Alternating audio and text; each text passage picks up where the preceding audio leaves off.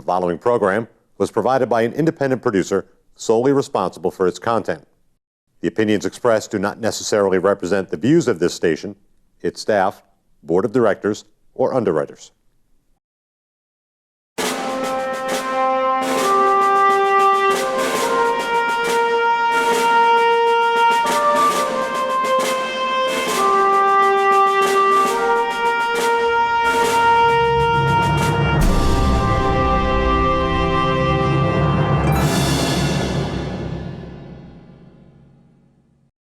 Hello and welcome to Perspectives. My name is David Schoeneman. I'm the Alderman for Ward 3 here in Nashua, and I'm your host on this program. On this program, we're going to deal with sometimes often very complex issues that affect our society on a state, local, or even a national level. We're going to take a look at these issues from a variety of points of view, and we're going to approach them without a fear of truth. One of my core principles is that truth exists, and we can find it if we look for it diligently enough. What I found is that if we're not able to find truth, it's perhaps because we're not willing to accept what it means for us.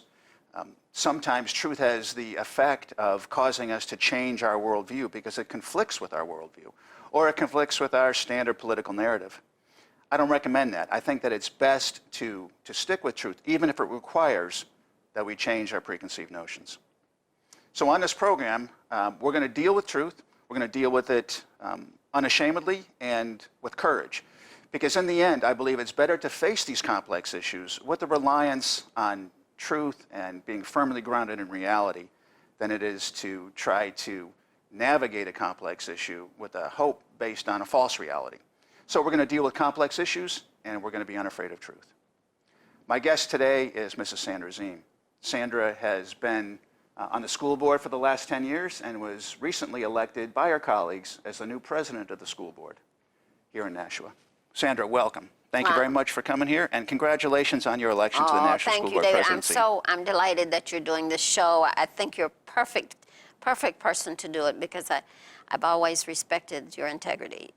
And integrity is something that we need more of in this country. There's a truth for you. Well, I'm glad to hear that. We'll start off with that anyway. Well, thank you very much, and thank you for the kind words and for being here as well. So we have a complex issue facing us here in the city of Nashua. This year especially, we've got budgetary issues. Our budget last year was about $260 million for the city, and the school board is roughly 50% of that, roughly. And we have a spending cap also. Taxpayers have been very clear in their referendum votes that they want us to honor a spending cap. And the spending cap percentage this year is approximately 1.3%, if I'm not misunderstanding it. I don't think it's been officially published yet, but it's about 1.3%, which means that we can spend approximately 1.3% more than we spent last year. That's a big challenge because we have to attain excellence and we have to try to satisfy the taxpayer needs to stay within those limits.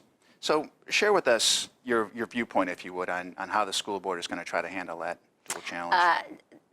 It's interesting that you start with this subject because last night was our first full board budget meeting. And the way our process works is Mr. Conrad initially presents his proposed budget. And we go through everything in the schools, if you will. Usually takes maybe 2 months, even 6 weeks, 2 months as a normal course. And at the end of that time, then we put the budget on the table for the members to vote. So, for instance, he might have included $45,000 for a bus, and we might make a motion to eliminate that. And that might go on for another week, 2 weeks anyway. And at the end of that time, we would come up with the budget that we forward to the alderman for approval. Last night, going again to the estimated 1.3% tax cap increase, Mr. Conrad introduced two proposals. His one proposal was a 2.25% increase, and the other one was a 2.77% increase. And just for the viewing public, our budget is approximately $100 million. So every 1% represents $1 million. 1% doesn't sound like a lot until you say to yourself it's $1 million.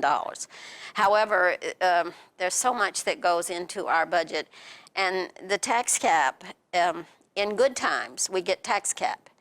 In bad times, we sometimes don't even get the tax cap.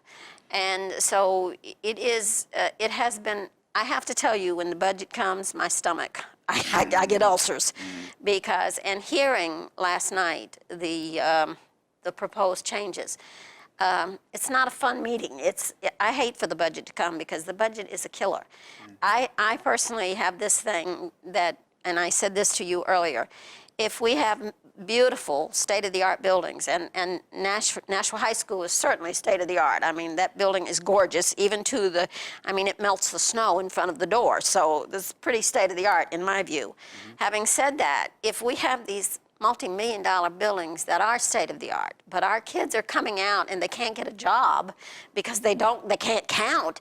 Have you ever been to Walmart and you give them $1 and they're supposed to give you 97 cents and they give you 35?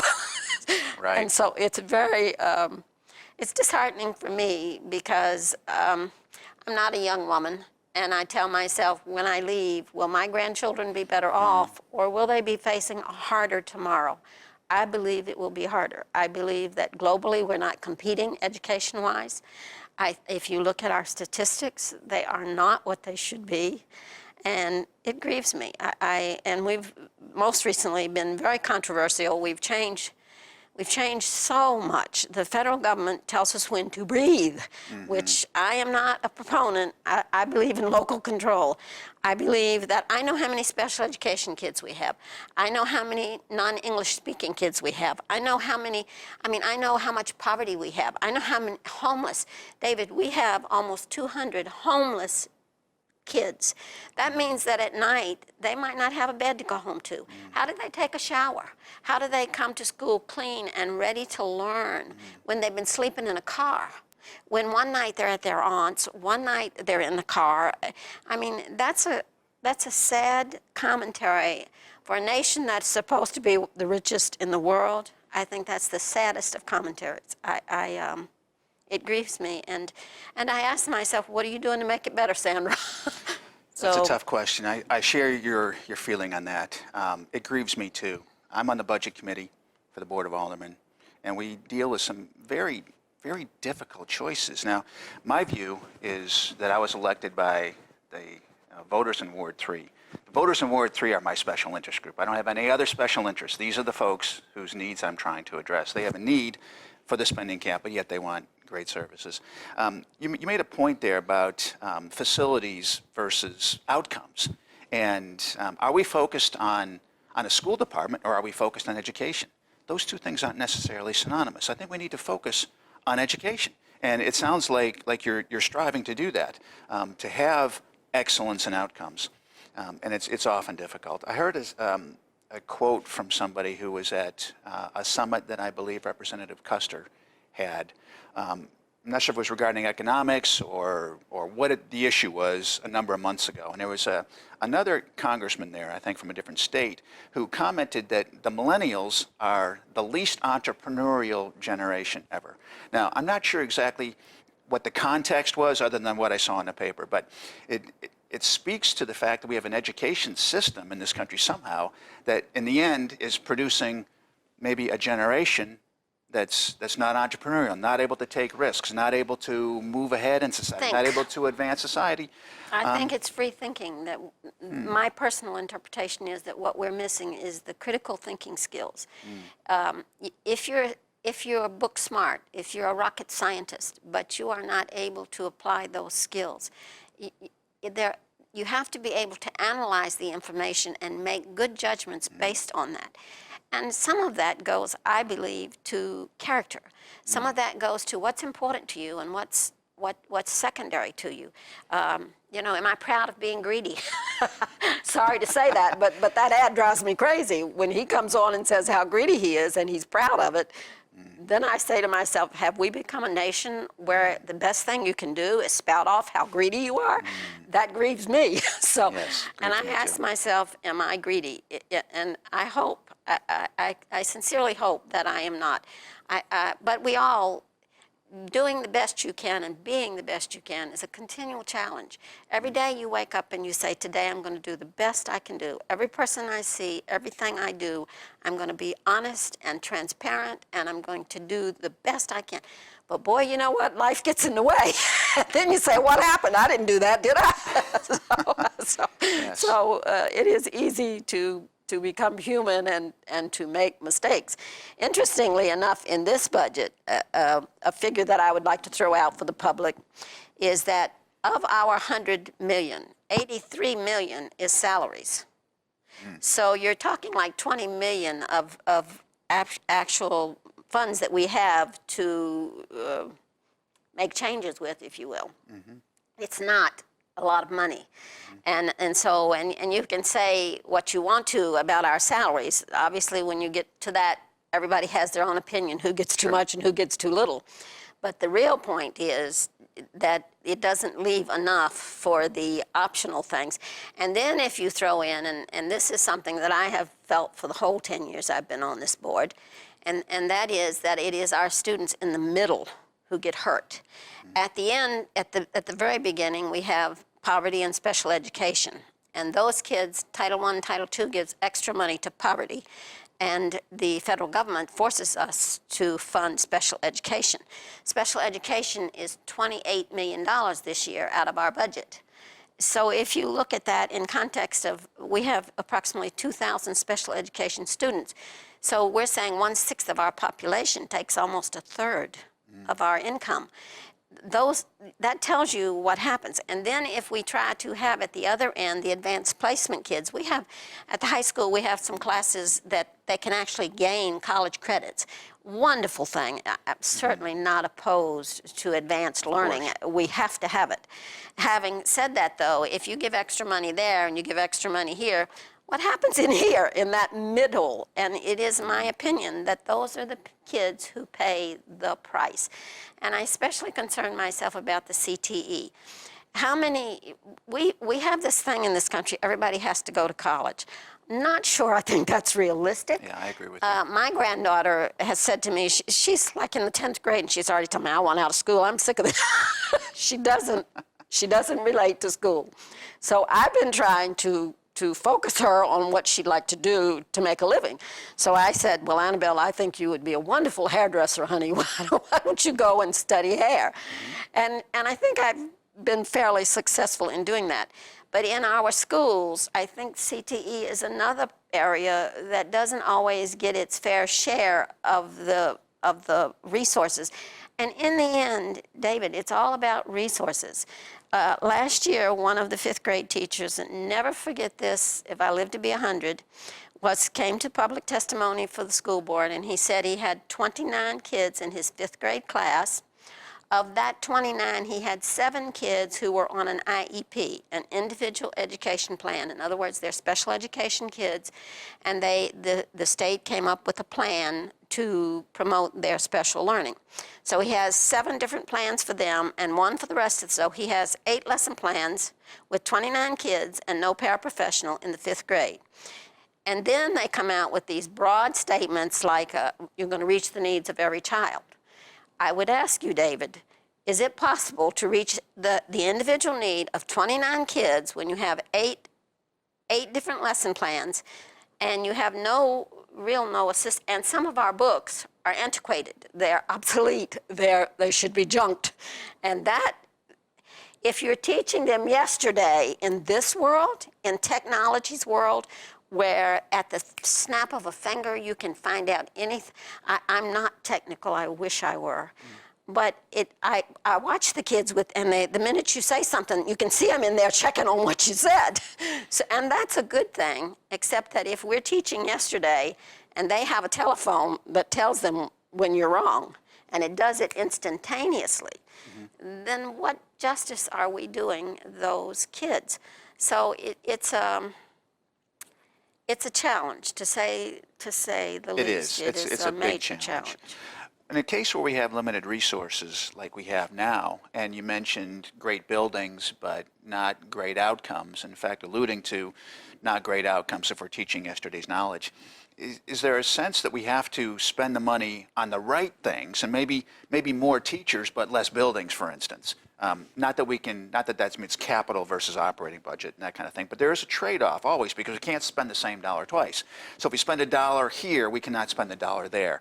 And if the dollars in one place will generate a better return in terms of education for a broader spectrum, then maybe those dollars are better spent than the ones over here or somewhere else. If we have, and I don't always agree with Brian McCarthy, but I have come to respect some of his, like I wouldn't agree, you never agree 100% with anybody. Sure. It doesn't mean I don't respect Brian, I do. We all contribute what we can when we can, and I certainly think he's no exception to that. I agree. But we have 12 elementary schools. We have 3 middle schools, and we have 2 high schools. That's 17 schools. This bonding that you do, every time some of our schools, like a perfect example is Mount Pleasant. Mount Pleasant is, I think it's the oldest school, if not the second. Amherst is quite old too, I think. But I want to say that Mount Pleasant is the oldest. Mount Pleasant, there's no air conditioning in that building. And we had parents this year telling us that it was over 100 degrees on the 3rd floor. They had no fans, no air conditioning. And these parents who came to it, there were 3 parents that sat down with us, and they basically said that there was no way those kids could learn sitting up there in that degreed weather in those closed classrooms. And so, but every building has to get in line. And so you are, with that many buildings, you are constantly evolving to the next building. We're ready to go on. We just finished Sunset Heights, and you probably saw the wonderful, they did just absolutely gorgeous work over at Broad Street. That school is, every time I ride by there, I think how beautiful it is, and at least, and I give Brian credit for that. He said to me recently, I said to him, do we have money to do this? Because I don't concentrate on your budget, I tell you that honestly. I'm lucky to get mine under my belt. Sure. So, and he said to me, the only way I feel we can keep up with it is if we stop one and we start another and we start another and we keep, because if you only did 2 a year, if you got 17 buildings, it's 8 years. Some of these, now when you do a new school, you make that longer, because there was like, I want to say 7, 8 years. I couldn't tell you, but I know the bonding for the high schools, because it was humongous when they built that new. I mean, I was not in the chain when that was built, but I understand it was a lot of money, and it certainly had to be. So when you add something like that in there, then you make that evolution even longer.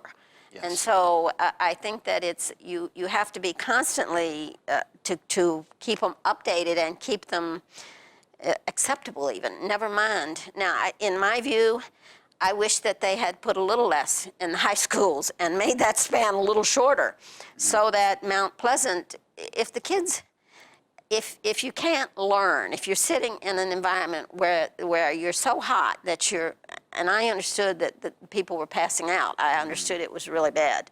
And so, and that came, and I believe that because it came to me from parents who cared enough to actually knock on my door and eyeball me and say, you got to do something about this. So those are things, but I do think that we could have done away with the melting snow and maybe done away with a little bit of time, and then we could have done this a little, there would be more, we'd be able to do the job faster for these. Like, we still have open concept schools. I don't know if you remember open concept. That was like in the 70s. Well, I think it's Birch Hill, where the whole basement level of that school, and lower level, I guess, is the better terminology, is open concept. The walls are 3/4 walls. There are no doors. So ask yourself, you've got one first grade class, another first grade class, another second grade, and they can hear each other. Do you think that affects their ability to learn? Is every distraction taking away from learning? I would suggest it does. And so that certainly needs to be, and that's not even on the boilerplate right now because of the list. Because of the list. The list is hard, and I'm on the Joint Special School Building Committee. So I was involved in the Broad Street school project and involved helping to oversee the Sunset Heights project that's ongoing. And I heard the conversation about Mount Pleasant. I've toured Mount Pleasant. It's in Ward 3. It's a beautiful school, by the way. When I went to school, to junior high school and high school in Ridgewood, New Jersey, I went to George Washington Junior High School, and that Mount Pleasant school is a classic, beautiful, classic building. I understand all buildings have difficulties. We do have bonding for these kinds of things, and one of the essentially promises, I think, that the Construction Projects Committee said is that they're not going to come to us for new bonding on school renovations this year. maybe not even next year. I understand the need, and we'll have to try to figure out some way to address Well, the the heat school issues is trying in to Mount look Pleasant. at, we have a capital reserves account, and the school is trying to look at some intermediate venue that we could use to at least make it bearable until they can get to redoing the whole thing.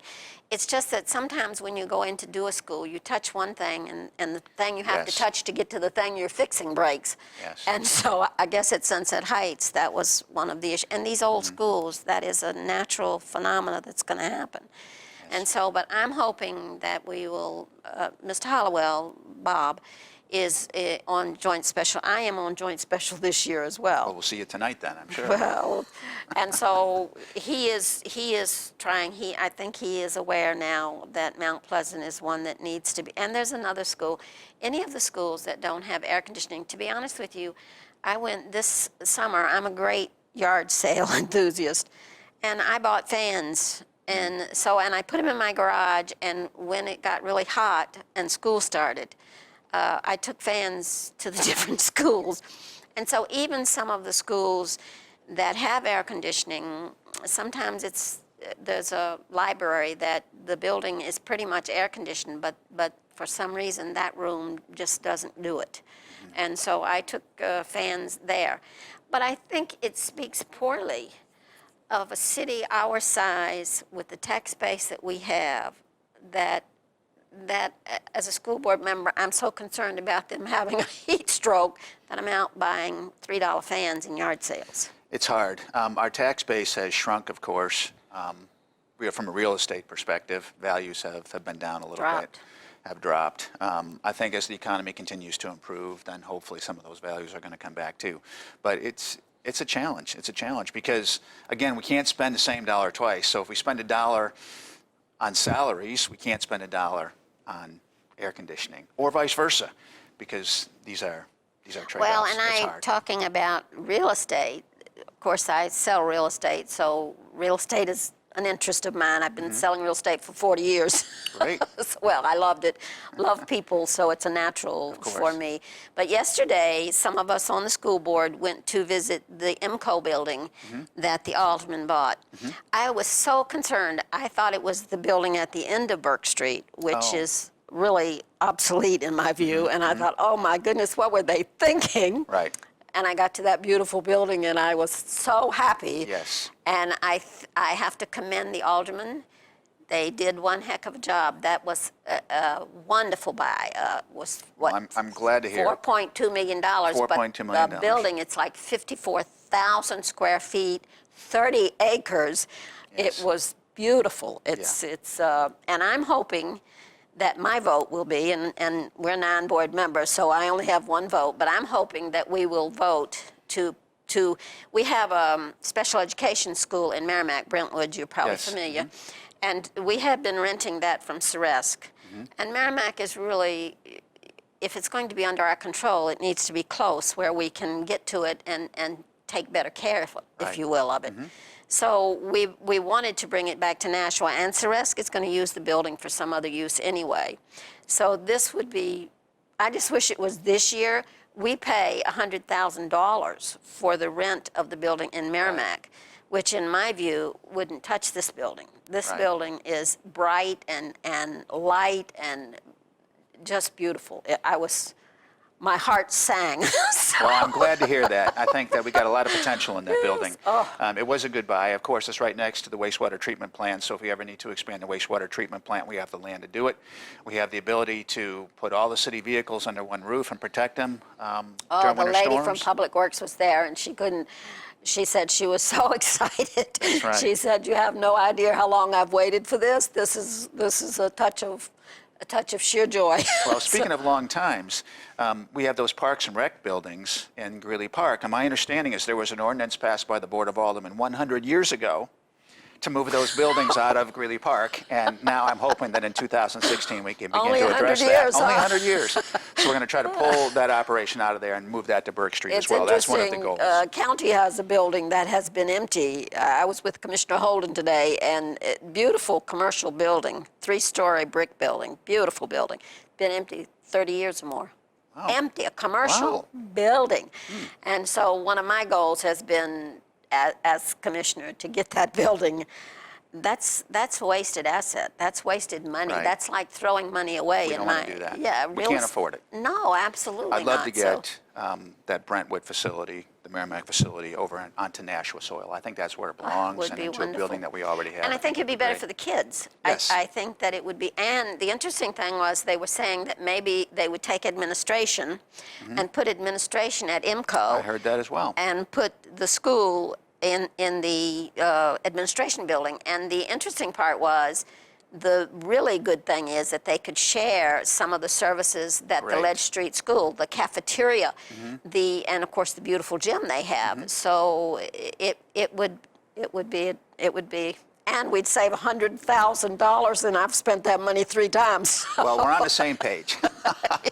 I'm glad to hear that. That's a good thing. That's Yes, a it very is. good thing. Well, Sandra, So- we're nearly out of time here. Is there anything that you want to make sure that Well, people at home know? I was thinking, most people get the telegraph, most people saw us on Channel 9, but Narcan was approved for Yes. use in our schools. And so that's certainly an issue, that's a prominent issue. It is. It's interesting to me because I asked one of the guidance counselors, the lead guidance counselor at North, lovely lady, and I said to her, do you think you have any students who are addicted?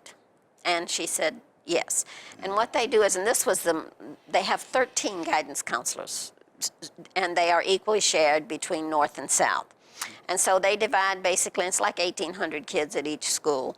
So they basically take, and divide the 13 by the 3,600 because 18 at each makes it 36. And so they have 450, 500, they have a heavy caseload. So I said, well, of yours, how many do you think you might have? She said 10. Now, out of 450, that's not horrific. I mean, one is too many. I'm certainly not suggesting nobody wants to see that kind of heartache. But then in my mind, I said, well, if we have 10 and there's 13, that would be over 100, 130, if that were the average of all of them. And having said that, is it feasible that one of those kids could need, if they're addicted? I think it's very feasible. And I had reason to, I actually interviewed Judge Coburn on Channel 96. She is the drug court.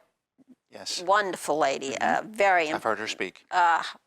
just wonderful lady. She is concerned, committed, wonderful lady. And I said to her, is it feasible that they could die before the EMTs got there? And she said, absolutely. She said, and Mrs. Hohensee was saying at the meeting the other night that at the state, she learned that in 5 minutes it could do brain damage. 5 minutes, that's how powerful these new drugs are. Yes. So for me, I wanted to have time to investigate every detail of it. But I said to myself, if somebody dies because you didn't take action, I know. how do you justify being cautious and costing somebody their life? Right. And so it passed 8-1. And we're going to look at of course we have to have policies, which we don't have right now. So that will come afterwards. But we're going to start training our staff and preparing for the hopefully something that will never happen. Hopefully not. But if it happens, we certainly want to be prepared, and we want to. And it was interesting, the lady who voted against it, Dottie Oden, great respect for her. She said that her concern was that we should attach counseling. If somebody takes an overdose at school and we save their lives, then should they come right back to school, or should we say you have to show us that you've gotten counseling, that somebody is helping you? Right. And so those are the kind of things that we still need to study. We need to investigate Sure. and come to our best practice. But in the meantime, I was pleased, even though I hope that it will not happen.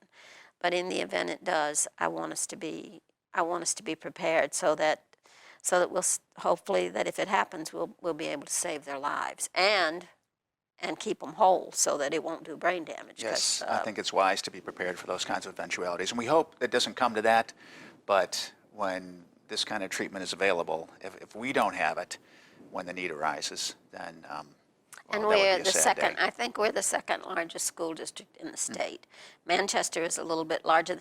Interesting that Manchester, their mayor, Mayor Gatsis in this case, is the chairman of their board. Oh, I see. And so it makes it quite different, actually, from... Interesting dynamic. Well, it's totally different. It's amazing how different it makes the actual practices of their board. So, and my thing is that when you are picking elected officials, again, it goes to this free thinkers. I think thinking outside of the box. One of the politicals, I don't know who it was, said that management is making it work within the parameters that you have established. Leadership is thinking outside of the box and doing it better. Interesting. There is a big distinction between leadership and management, and I think that we're at a stage in our history, whether it's locally or nationally, where we need leadership a little more than maybe management. In the worst way. In the worst way. And that goes back, I think, to the point that we're not producing people who think for themselves. I'll go along to get along.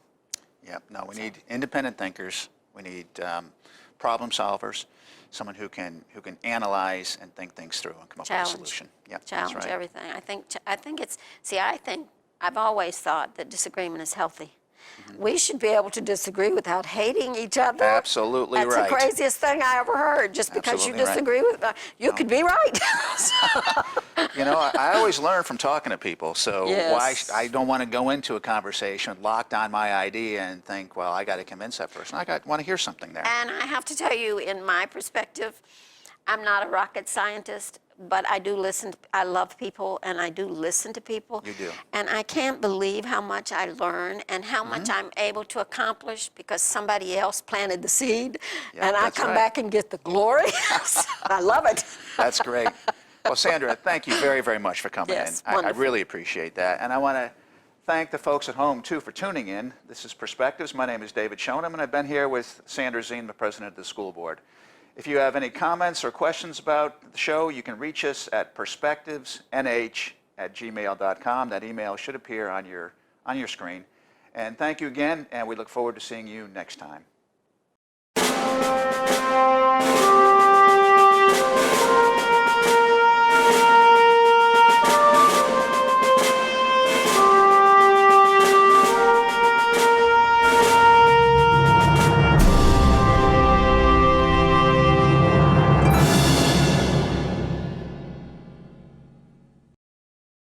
The preceding program was provided by an independent producer solely responsible for its content. The opinions expressed do not necessarily represent the views of this station, its staff, board of directors, or underwriters.